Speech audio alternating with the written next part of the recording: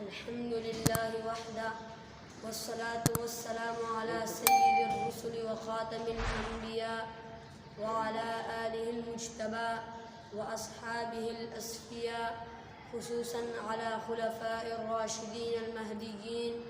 أما بعد فأعوذ بالله من الشيطان الرجيم.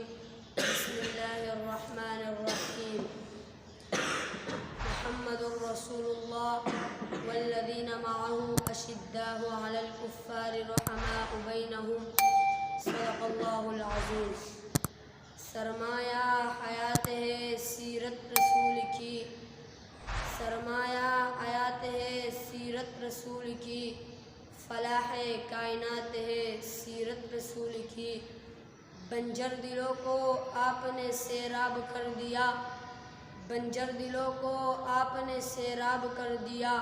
یہ چشم ہے صفات ہے سیرت رسول کی.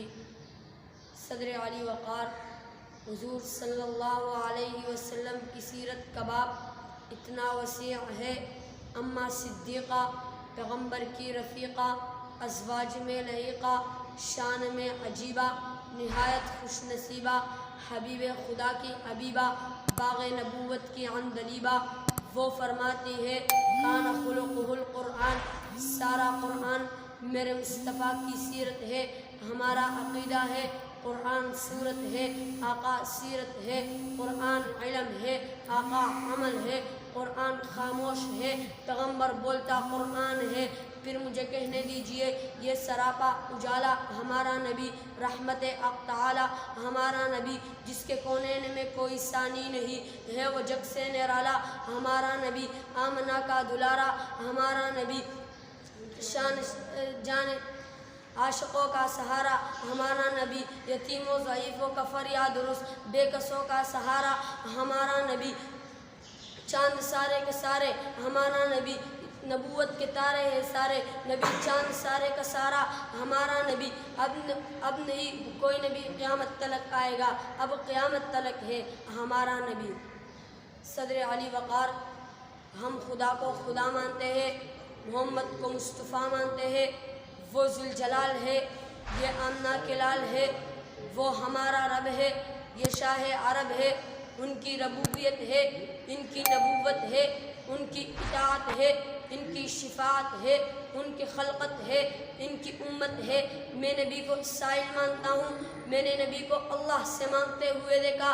تاریخ نے پوچھا اس کو یتیم کیوں بنایا؟ فرمایا اس کے سہارے توڑ کر اس کا سہارا میں خود بن گیا. مولا ان کو یتیم کیوں بنایا؟ فرمایا پیغمبر جو کچھ مانگے مجھ سے مانگے.